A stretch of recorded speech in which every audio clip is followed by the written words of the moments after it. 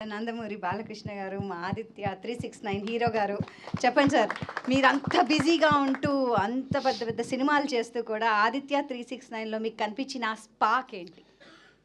అంటే సినిమాకి వేరియేషన్స్ అప్పుడే ఇప్పుడు ఆయన చెప్పినట్టు ఒక లారీ డ్రైవర్ ఒక పక్క, నారి నడుము నారి ఒక పక్క, ఇట్లా రకరకాల సినిమాలు చేస్తూ అంటే ఒక ట్రెండ్ సెట్ చేయడం.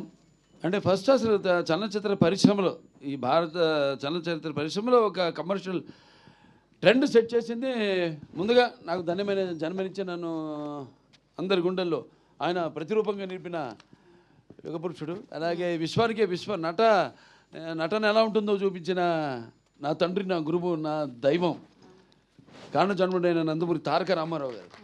ఆయన నాకు ఇన్స్పిరేషన్ అండి.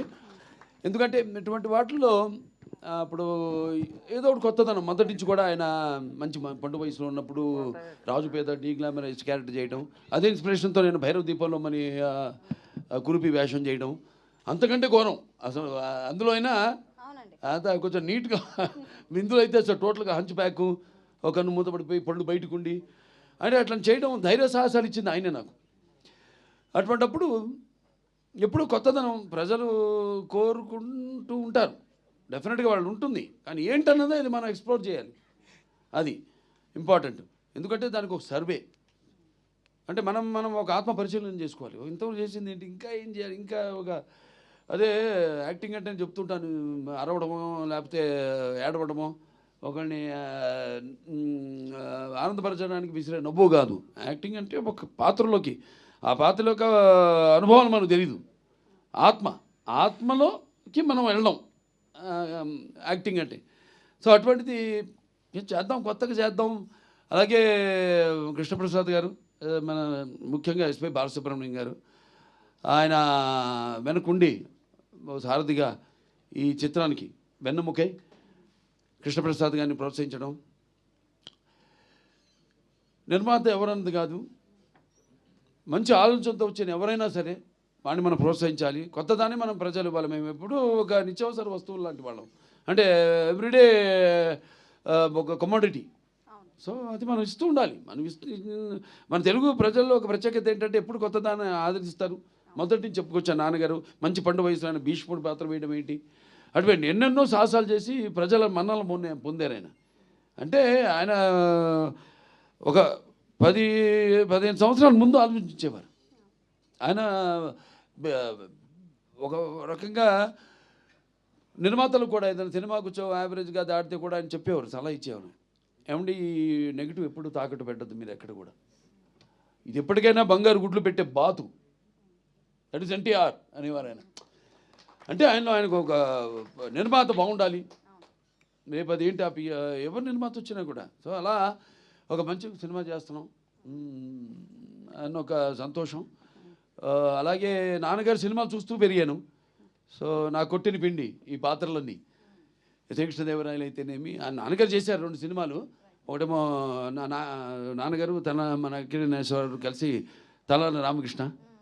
సో అవన్నీ ఎప్పుడు అవే చూస్తుంటాను, పాత సినిమాలు. అట్లోంచి మళ్ళీ కొత్తదనం వైపు కూడా నేను కూడా 25 సంవత్సరాలు కొన్ని సాహసించి చెప్పేస్తుంటా క్యారెక్టర్. మా డైరెక్టర్లు కూడా వాళ్ళు బాబు చాలా ఇక తరతిద్దాం ముందు, ఇది లేకపోతే ఎంతో ముందుగా ఆలోచిస్తున్నారు మీరు వద్దని. సో అలా నా ఇన్స్పిరేషను, ఆ ధైర్యంతో మంచి సినిమాని మనం చేయబోతున్నాం. అంటే చాలామంది అప్పటికంటే కూడా ముందు ఆలోచించేసాం, ముందు జనరేషన్స్ని. Forward thinking. ఎవరు రేపు చూస్తారు, రిలీజ్ అయితే సినిమాని ఎలా ఆదరిస్తారు. ఎందుకంటే ఇప్పుడు నేను ఒక 2 జనరేషన్స్ కనెక్ట్ అయిపోయాను నేను. అది సినిమాల ద్వారా కానివ్వండి, లేకపోతే అన్స్టాపబుల్ ప్రోగ్రామ్ ద్వారా కానివ్వండి, అలా 2 జనరేషన్స్. అంటే నా కొడుకే కాదు, నా మనవాళ్ళతో కూడా నేను కనెక్ట్ అయిపోయాను. సో వాళ్ళకి ఇది కరెక్ట్ యాప్ట్ పిక్చర్ బాలకృష్ణది ఈ సినిమా. అన్ని సినిమాలు పిల్లలు కూడా చూస్తున్నారు, డైలాగులు చెప్తున్నారు. ఏది మా డాకు మహారాజు కానివ్వండి, లేకపోతే మా నేలకొండ భగవంత్ కేసరి కానివ్వండి, లేకపోతే అఖండ కానివ్వండి, లేకపోతే వీరసింహారెడ్డి కానీ. అటువంటిది మరి మెయిన్గా ఒక సింగతి శ్రీనివాసరావు అంత ముందు చేసిన సినిమాలు, ఆయన చేసిన ఎక్స్పెరిమెంట్స్. సో ఆ ఎక్స్పెరిమెంట్స్ నాకు ముందుగా ఆయన మీద ఒక నమ్మకం. ఇప్పుడు బాపు గారి డైరెక్షన్లో నేను శ్రీరామరాజ్యం చేసినట్టే. ఎందుకంటే బాపు గారు లేకపోతే ఆ సినిమాని చేసి ఉండేవాడిని కాదు.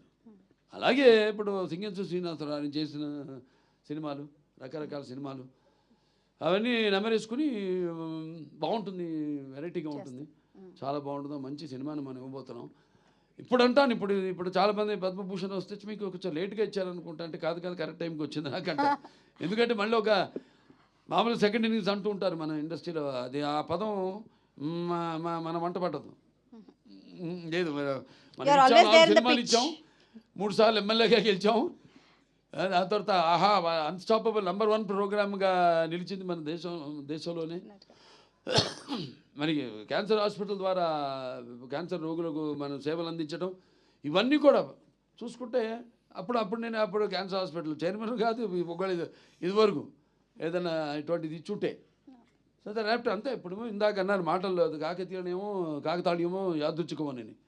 సో అలా సినిమా కూడా ఇప్పుడు జనరేషన్ ఇప్పుడు రేపు చూస్తారు జనం ఎలా దీనికి ఎలా అంటే అందరూ ఆల్ ఏజ్ ఒక ఏజ్ బ్యాడ్. ఇప్పుడు దేనికి, ఎందుకంటే ముఖ్యంగా ఈ సినిమాకి గుండెకాయ శ్రీకృష్ణదేవరాయలు ఆ పాత్రే మెయిన్ కాన్సెప్ట్లో ఆ పాత్రను ఎన్నుకోవడం. ఇప్పుడు చాలామంది ఈ సినిమాని అంటే ఫ్యూచరిస్టిక్, ఇది ఫస్ట్ సైన్స్ ఫిక్షన్ ఫిలిం అట్లా చాలామంది ట్రై చేశారు. హిందీలో ఒక పిక్చర్ ముహూర్తం కూడా చేశారు సినిమా, ఇటువంటి సినిమా. దాన్ని షెల్ఫ్ చేసేసారు, తీయలేదు. అలా త్వరత వచ్చిన సినిమాలు ఏవి కూడా ఇది మన సినిమా సక్సెస్ అయినట్టు ఏది సక్సెస్ కాదు సినిమా. ఎందుకంటే మనకి జనం అంటే మనకి ఈ శ్రీకృష్ణదేవరాయల పాత్రని అంత అద్భుతంగా అప్పుడు నాన్నగారు కానివ్వండి, అదే నాన్నగారి మీరు ఎంత అందంగా ఉన్నారండి, అసలు ఎంత ముద్దొచ్చేస్తున్నారు అసలు. దాంట్లో అదే తెల్ల రామకృష్ణ కానివ్వండి. Very nice. సో భాష మెయిన్గా పిల్లలకి ఇప్పుడు తింటోంది మేకతోక ఇట్లాంటి భాష మీద కూడా ఇప్పుడు ఎలా అండి మన భాష మీద ఇంట్రెస్ట్ పుట్టిస్తాం, కలిగిస్తాం. అంటే అట్లా అని కాదు నేను చెప్పేది. ఇప్పుడు నేను చెప్పిన సినిమాలు అన్ని డైలాగులు కూడా చిన్న చిన్న పిల్లలు కూడా చెప్తున్నారు. అట్ట కాకుండా బాగా ఇంకా దానికి యాప్ట్గా అంటే నేను అనేది విజువల్స్గా ఒక కాన్సెప్ట్గా కూడా ఇప్పుడు యూత్కి అంటే ఆ తర్వాత నెక్స్ట్ జనరేషన్ ఇది మామూలుగా టీవీలో చూసిన వాళ్ళని కాకుండా, లేకపోతే ఈ ఓటీటీలో చూసిన వాళ్ళని కాకుండా, ఓటీటీ లేదు టీవీలో, అలాగే ఇప్పుడు రేపు పెద్ద సినిమా చూస్తారు April 4th ఎలా ఉంటుందో బ్రహ్మాండంగా ఉంటుంది.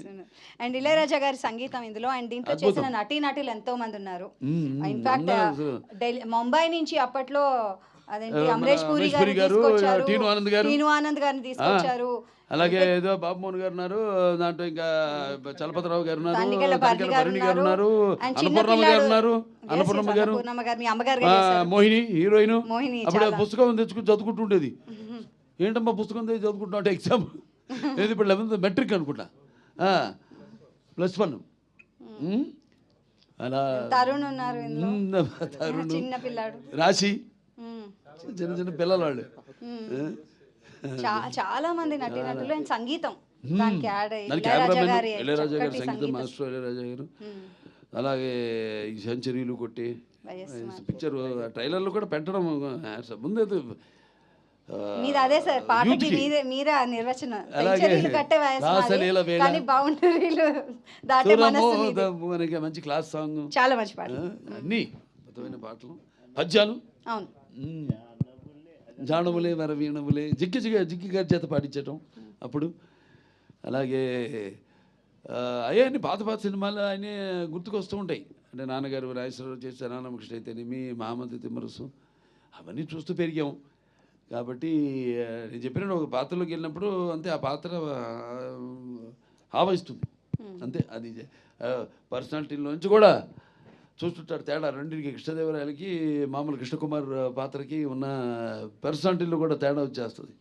అది ఆటోమేటిక్గా, అది నాకు తెలియదు. అది ఆ పాత్రల్లోకి వెళ్ళాకే ఆ పాత్ర మనం చేస్తుంది నన్ను అంతే. ఒక నేలకొండ బలపంత్ కేసులు అయితేనేమి, లేకపోతే ఓ డాకు మహారాజ్ అయితేనేమి. సో ఎలా ఫీల్ అవుతున్నారు సార్ ఇప్పుడు? అంటే 30 ఏళ్ల తర్వాత April 4th ఇది రిలీజ్ అవుతోంది. ఇది ప్రీ రిలీజ్ ఫంక్షన్ అంట. ప్రీ రిలీజ్ కాదు, ఇది it's not re release, it's pre release. చిరస్థాయిగా మన చలనచిత్ర పరిశ్రమలో కొన్ని సినిమాల పేర్లు చెప్పుకుంటాం మొదటి నుంచి. మాయాబజారనో, లేకపోతే మన నాన్నగారి సీతారామ కళ్యాణం, లేకపోతే శ్రీకృష్ణ పాండవ్యం, అలా కొన్ని సినిమాలు ఉన్నాయి. ఆ సినిమా కోవలో నిలిచిపోయే సినిమా ఆదిత్య 369. దీని సీక్వెల్ కూడా రెడీ అయిపోయింది. మొదలు పెట్టేస్తాం. ఇంకా మొదలు పెడితే అంతే. నాకేంటంటే ఒకసారి మొదలు పెట్టేస్తే కృష్ణప్రసాద్ గారు కూడా ఆయన్ని ముఖ్యంగా మెచ్చుకోవాలి. ఎన్నో వ్యయప్రయాసాలు కూర్చి అసలు కాన్సెప్ట్ రావడం. ఒక సినిమా అంతకుముందు నిర్మాత అంతే ఆయన. శ్రీదేవి మూవీసు, అనిత గారు ప్రెజెన్స్, ఎస్పి బాలసుబ్రహ్మణ్యం గారు ప్రెజెన్స్, ఆవిడ నిర్మాత. స్టేట్ బ్యాంక్ ఆఫ్ అది ఎంత ధైర్య సాధనలు అసలు. అంత అద్భుతమైన సింగింతో శ్రీనివాసరావు ఇప్పటికీ చూశారుగా 94 ఏళ్ళు. ఎలా మాట్లాడుతాను ఆయన. నన్ను అడుగుతుంటారు అప్పుడప్పుడు, ఏంటి బాబు ఎప్పుడు మాట్లాడుతున్నా పార్ట్ 2 రెడీ డైరెక్ట్ చేసేయాలి అని. And is updated. వాటికి టెక్నిక్ అన్నిటికి కూడా ఈజ్ అప్డేటెడ్. వాటికి హ్యాట్స్ ఆఫ్. మొదలు పెట్టాలి తొందరగా. ఉంది కథ రెడీ. అంతే. నేను ఆయన కూర్చొని ఒక పాత్ర వేస్తాను అందులో. నేను ఆయన కూర్చొని అన్ని ఫైనలైజ్ చేసుకున్నాను. కానీ ఒక రాత్రిలో రెడీ చేసాం సబ్జెక్ట్ పార్ట్ 2. ఒక రాత్రికల్లా సబ్జెక్ట్ ఫైనలైజ్ అయిపోయింది. అంతా రెడీగా ఉంది. అది ఇంకా ఇప్పుడు ఉన్న టెక్నిక్ ఇప్పుడు చాలా నిజంగా వీళ్ళు మెచ్చుకోవాలి. ప్రసాద్ ఫిల్మ్ క్రాఫ్ట్స్ వాళ్ళని, కార్పొరేషన్ హ్యాట్స్ ఆఫ్. చాలామంది అతని నిద్రాహారాలు మాని ఒక మంచి సినిమా చేస్తున్నారు. టీం అన్నా అసలు వాళ్ళు ఒక 300 పైన, సుమారుగా 350 మంది అందరూ వాళ్ళు ఇది ఒక మంచి సినిమా చేస్తున్నాం మనం. చిరస్థాయిగా దీన్ని ఎలాగైనా నిలబెట్టాలి ఈ సినిమాని. చలనచిత్ర కేవలం మన తెలుగు చలనచిత్ర పరిశ్రమలోనే కాదు, భారత చలనచిత్ర పరిశ్రమ దీన్ని నిలబెట్టాలని పాప అర్నిషాలు కష్టపడి ఒకే ఒక ప్రింట్ దొరికింది. అప్పుడు ఇదంతా లేదు. డిజిటలైజ్ చేయడం తర్వాత 2006లోనో 2008లోనో వచ్చింది. అప్పుడు అది అప్పుడు మేము గ్రాఫిక్స్ ఎలా వాడలేదు, యూమాటిక్ టెక్నిక్ వాడాం. చాలా కొత్త ఇప్పుడు వాళ్ళకి నేర్చుకోవాలి. ఖర్చు చాలా తగ్గించుకోవాలి సినిమా అన్నది. నిజంగా మనం వాడిన టెక్నిక్ ముందు గ్లాసు పెట్టి కబీర్లాలు, దానికేమో మ్యాట్ పెయింటింగ్ కాకుండా మళ్ళీ బుక్స్లోంచి ఫోటోగ్రాఫ్స్ కానీ కట్ చేసి అవన్నీ అంటించి మళ్ళీ దానికి మినియేచర్సు ఇవన్నీ రోజు 2 షాట్లు తీసేవాళ్ళం. టాక్ డిస్మాంటిల్ చేసేసి అప్పుడు క్లోజప్స్, మిడ్ షాట్స్ తీసుకునేవాళ్ళం. చాలా అంటే చాలా 3 కెమెరామెన్లు దీనికి. శ్రీరామ్ గారు, అలాగే మన విఎస్ఆర్ స్వామి గారు. అందుకే ఆ తేడా కనపడుతుంది మనకి. అంటే కన్వెన్షనల్ ఫోటోగ్రఫీ, దాని తర్వాత లేటెస్ట్ బౌన్స్ ఫోటోగ్రఫీ ఏదైతే శ్రీరాము, పిసి శ్రీరాము, లేకపోతే కబీర్లాల్ గారు వాడారు. అద్భుతం. సో 4th ఏప్రిల్ అందరినీ ఒకసారి మరోసారి మీ పిల్లలతో అందరితో వచ్చి చూడాలని మీరే చెప్పాలి అందరికి. బికాజ్ యు ఆర్ చూస్తారు, మీరే భుజం మీద అంత కాన్ఫిడెంట్ నాకు. ఎందుకంటే ఇప్పుడు అప్పట్లో చేసాం, అది నేను చెప్పినట్టు చిరస్థాయిగా ఉండిపోయే సినిమా ఇది ఖచ్చితంగా. ఇక ఎక్కడి నుంచి ఇక ఈ సినిమా చూస్తూనే ఉంటారు. ఇక జనరేషన్స్ టు జనరేషన్స్ నిర్విరామంగా ఫర్ ఎవర్. అంతే. చాలా ఎంతో కష్టపడ్డారు. అందరికీ నా అభినందనలు తెలియజేసుకుంటా, కృతజ్ఞతలు తెలియజేసుకుంటున్నాను. To restore the film. Restore చేయడం అనేది మేము చాలా కష్టమైన దీంతో క్రాఫ్ట్స్తో కూడుకున్న. అవును కదా, 3 నెలల నుంచి దానికే వర్క్ చేస్తున్నారు. 8 months నుంచి. I'm sorry sir. సో 8 నెలల నుంచి చేశారంటే ఇట్స్ రియలీ గ్రేట్. మళ్ళీ ఇది తెలియదండి రీబార్న్ అన్నట్టు చెప్పాలంటే. ఈ సినిమా గురించి ఇప్పుడు తెలుస్తుంది. అప్పుడు కొంతమంది చూశారు కానీ ఎవడు చేసినా కూడా ఎవడు అది అనుకున్నంత వరకే, అంతేగాని ఏది జరగల ప్రాక్టికల్గా. ఇక ఈ సినిమా ఇవాళ మాట్లాడుకుంటారు మొత్తం మన ఇండియన్ ఫిలిం కమ్యూనిటీ మొత్తం కూడా ఈ సినిమా గురించి మాట్లాడుకుంటుంది.